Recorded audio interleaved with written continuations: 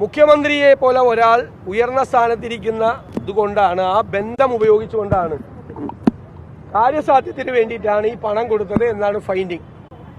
ഇതിനെക്കുറിച്ച് സ്റ്റാറ്റ്യൂട്ടറി അധികാരങ്ങൾ തന്നെയുള്ള കമ്പനി ആക്ടിന്റെ ഭാഗമായി തന്നെയുള്ള സീരിയസ് ഫ്രോഡ് ഇൻവെസ്റ്റിഗേഷൻ ഓഫീസും ഇതിനെക്കുറിച്ച് അന്വേഷിക്കുകയാണ്. ഇപ്പൊ ഗുരുതരമായ ആരോപണമാണ്. നമസ്കാരം. പിണറായി വിജയൻ ഒളിവിൽ പോയോ? എന്തു പറ്റി അദ്ദേഹത്തിന്? കഴിഞ്ഞ കുറച്ചു ദിവസമായി അദ്ദേഹം ക്ലിഫ് ഹൗസിൽ കൂട്ട കരച്ചിലാണെന്നുള്ള വിവരങ്ങൾ പുറത്തു വന്നിരുന്നു. സീരിയസ് ഫ്രോഡ് ഇൻവെസ്റ്റിഗേഷൻ വന്നതോടുകൂടി അദ്ദേഹത്തിനെതിരെ ശക്തമായ നടപടികളുമായി കേന്ദ്രം ഇറങ്ങുന്നു എന്നുള്ള വാർത്തകൾ വന്നിട്ട് കുറച്ച് ദിവസങ്ങളായി. PC ജോർജിൻ്റെ തിരിച്ചടിയാണ് അതിന് കാരണം. ഷോൺ ജോർജ് എന്ന അദ്ദേഹത്തിൻ്റെ മകൻ തന്നെ മുന്നിട്ടിറങ്ങി പിണറായി വിജയനെ അകത്താക്കാൻ, പിണറായി വിജയൻ്റെ മകളെ അകത്താക്കാൻ. ആ സീരിയസ് ഫ്രോഡ് ഇൻവെസ്റ്റിഗേഷൻ ആരംഭിച്ചതോടുകൂടിയിട്ടാണ് പിണറായി വിജയന് കേന്ദ്രത്തിൽ നിന്നുള്ള തിരിച്ചടി വരുന്നത്. ആദ്യം കേന്ദ്രത്തിൽ വലിയ സ്വാധീനം ഉപയോഗിച്ച് യൂസഫ് അലി വഴിയും ഗഡ്കരി വഴിയും അതേപോലെ അദാനി വഴിയും എല്ലാം ഈ അന്വേഷണം മരവിപ്പിക്കാൻ ശ്രമിച്ചെങ്കിലും പക്ഷേ കോടതി ഇടപെട്ടതോടുകൂടി കേന്ദ്രത്തിനും അവസാനം മുട്ടുകുത്തേണ്ടി വന്നു. ഇപ്പോഴിതാ ഏറ്റവും പുതിയ വിവരം, ഏത് സമയത്തും മുഖ്യമന്ത്രിയുടെ ക്ലിഫ് ഹൗസിൽ എൻഫോഴ്സ്മെൻറ്റും അതേപോലെ ആരെത്തുമെന്നാണ് പറയുന്നത്, നമ്മുടെ സീരിയസ് ഫ്രോഡ് ഇൻവെസ്റ്റിഗേഷനും എത്തും എന്നുള്ള വിവരമാണ് വരുന്നത്. ഇതിനിടയിൽ ഇവിടെ നിന്ന് മുങ്ങാനുള്ള പരിപാടിയുമായി ഹെലികോപ്റ്ററെല്ലാം റെഡിയാക്കി വെച്ചിട്ടുണ്ട് എന്നുള്ള വിവരങ്ങളും പുറത്തു വരുന്നു. എന്തായാലും പിണറായി വിജയൻ അമേരിക്കയിലേക്ക് പോകുന്നു, അല്ലെങ്കിൽ ദുബായിലേക്ക് പോകുന്നു, അബുദാബിയിലേക്ക് പോകുന്നു എന്നെല്ലാം വിവരങ്ങളുണ്ടെങ്കിൽ ഇപ്പോൾ ഏറ്റവും പുതിയ വിവരം എന്തായാലും അദ്ദേഹം നിയമസഭയിൽ എത്തിയിട്ടില്ല എന്നുള്ളത് തന്നെയാണ്. അതുതന്നെയാണ് കൃത്യമായി ഇപ്പോൾ നമ്മൾ ആദ്യം പുറത്തുവിട്ട VD സതീശൻ്റെ പത്രസമ്മേളനത്തിലും പറഞ്ഞിരിക്കുന്നത്. VD സതീശൻ പറഞ്ഞ എന്താണ്? അദ്ദേഹം നിയമസഭയിലേക്ക് ഇന്ന് വന്നിട്ടില്ല. വളരെ സീരിയസ് ആയിട്ടുള്ള അലിഗേഷൻസ് ആണ് മുഖ്യമന്ത്രി പിണറായി വിജയനെതിരെയുള്ളത്. സ്വർണ്ണക്കള്ളക്കടത്തുണ്ട്, ഡോളർ കടത്തുണ്ട്, ലൈഫ് മിഷൻ പദ്ധതി തട്ടിപ്പുണ്ട്, സ്പ്രിംഗ്ലർ വിവാദമുണ്ട്. അങ്ങനെ നിരവധി തട്ടിപ്പുകളുടെ വെട്ടിപ്പുകളുടെ ഞെട്ടിക്കുന്ന വിവരങ്ങളാണ് നിയമസഭയിൽ ഉന്നയിക്കാനുള്ളത്. മുഖത്തോട് മുഖം നോക്കി പിണറായി വിജയനോട് ഏറ്റുമുട്ടാൻ വേണ്ടിയിട്ടാണ് ഞങ്ങൾ വന്നിരിക്കുന്നത്. മറുപടി പറയേണ്ടത് പിണറായി വിജയനാണ്. പക്ഷേ പിണറായി വിജയൻ ഇത്തരം എല്ലാ സന്ദർഭത്തിലും അദ്ദേഹം എങ്ങനെയും നിയമസഭയിൽ വരും, എന്തെങ്കിലും കള്ളത്തരം പറഞ്ഞ് രക്ഷപ്പെടാൻ ശ്രമിക്കും. അതിനൊക്കെ തന്നെ മാത്യു കുഴൽനാടൻ്റെ വകയും VD സതീഷിൻ്റെ വകയും തിരിച്ചടികൾ മുഖത്തടി കിട്ടിയ പോലെ കിട്ടാറുമുണ്ട്. എന്നിട്ടും ഉളുപ്പില്ലാതെ ഓരോ സമയത്തും കള്ളം പറയാൻ വേണ്ടി പിണറായി വിജയനെത്തും. പക്ഷേ ഇപ്പോൾ കൈവിട്ട് പോയിരിക്കുന്നു. ഇപ്പോൾ ഏറ്റവും പുതിയ വിവരം, ഏത് സമയത്തും ക്ലിഫ് ഹൗസിലും മുഖ്യമന്ത്രിയുടെ ഓഫീസിലും സീരിയസ് ഫ്രോഡ് ഇൻവെസ്റ്റിഗേഷനും EDയും എത്തുമെന്നുള്ള വിവരമാണ് പുറത്തു വരുന്നത്. അത് ഏത് സമയത്തും വരാമെന്നുള്ളതിരിക്കെ അദ്ദേഹം നിയമസഭയിൽ നിന്ന് മുങ്ങിയിരിക്കുന്നു എന്നുള്ള ഏറ്റവും പുതിയ വിവരമാണ്. ക്ലിഫ് ഹൗസിൽ കൂട്ട നിലവിളി തന്നെയാണെന്നുള്ള വിവരങ്ങളും പുറത്തു വന്നിരിക്കുന്നു. ഇതുവരെ എനിക്ക് ആർത്തിയില്ല, പണ്ടാരമില്ല എന്നൊക്കെ പറഞ്ഞ് എല്ലാവരുടെ മുഖത്തും നോക്കി ഞാൻ എൻ്റെ മടിയിൽ കനമുള്ളവനല്ലേ പേടിക്കേണ്ടതുള്ളൂ എന്ന് പറയുന്ന പിണറായി വിജയനല്ല ഇപ്പോൾ കാണുന്നത്.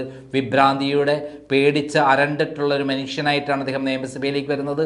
അദ്ദേഹത്തിനെതിരെ എങ്ങനെയെങ്കിലും അന്വേഷണം വരുത്തണമെന്ന ആഗ്രഹത്തോടെ MV ഗോവിന്ദനും AK ബാലനും നിരന്തരം ഈ പ്രകോപനമുണ്ടാക്കുന്ന രൂപത്തിലുള്ള പ്രസ്താവനകളുമായി വന്നുകൊണ്ടിരിക്കുന്നു. കാരണം മാർക്സിസ്റ്റ് പാർട്ടിയിലെ മുച്ചൂടും നശിപ്പിക്കാൻ ഇറങ്ങിയ അന്തകനാണ് പിണറായി വിജയൻ എന്നുള്ള ധാരണ മാർക്സിസ്റ്റ് പാർട്ടി അണികളിലും വന്നിരിക്കുന്നു. എന്തായാലും VD സതീശൻ നടത്തിയ ഇന്നത്തെ പത്രസമ്മേളനം ശരിക്കും പച്ചയ്ക്ക് പറയുന്നത് തന്നെയാണ്. നമ്മൾ ഒരിക്കൽ കൂടി ആ വീഡിയോ ഒന്നുകൂടി കേൾക്കാം. മുഖ്യമന്ത്രിയുടെ മകളുടെ കമ്പനിക്കെതിരെയായും മുഖ്യമന്ത്രിക്കെതിരായും സ്റ്റാറ്റ്യൂട്ടറി അതോറിറ്റിയായ രണ്ട് പ്രധാനപ്പെട്ട സ്ഥാപനങ്ങളുടെ ആരോപണങ്ങൾ വന്നിരിക്കുകയാണ്, ഫൈൻഡിങ് വന്നിരിക്കുകയാണ്.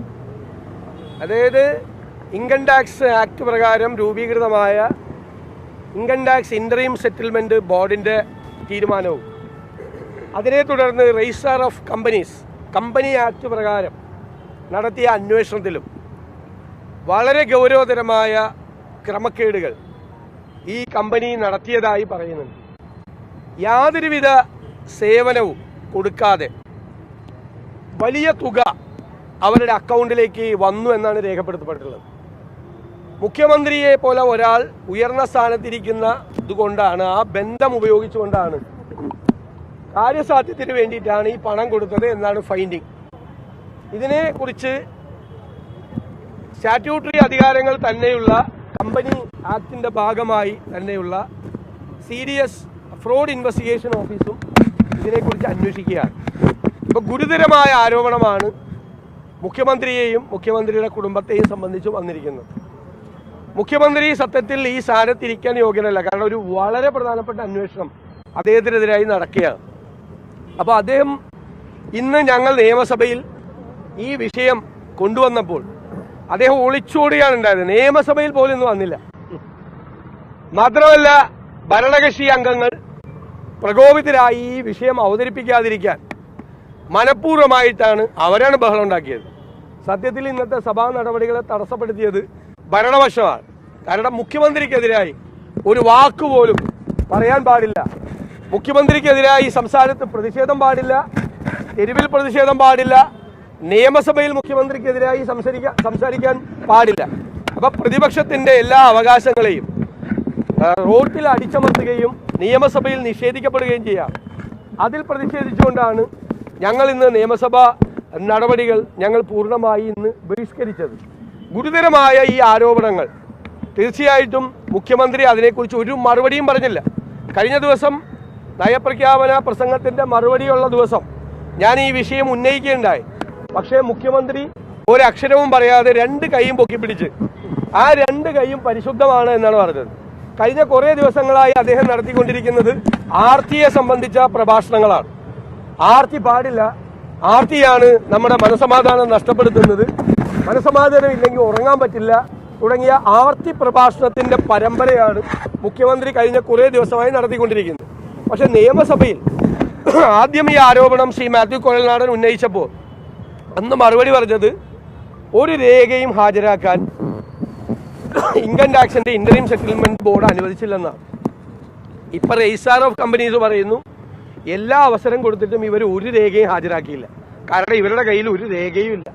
അപ്പൊ മുഖ്യമന്ത്രി നിയമസഭയിൽ പറഞ്ഞത് പച്ചക്കള്ളമാണ് എന്ന് ഞങ്ങൾ വ്യക്തമായ തെളിവുകളോടുകൂടി ഈ രണ്ട് ഫൈൻഡിങ്ങും താരതമ്യപ്പെടുത്തിക്കൊണ്ട് പറഞ്ഞു.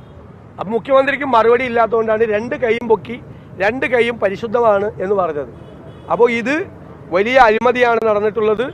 വലിയ ഈ അധികാരം ദുരുപയോഗപ്പെടുത്തിക്കൊണ്ടിട്ടുള്ള വലിയ അഴിമതിയാണ്.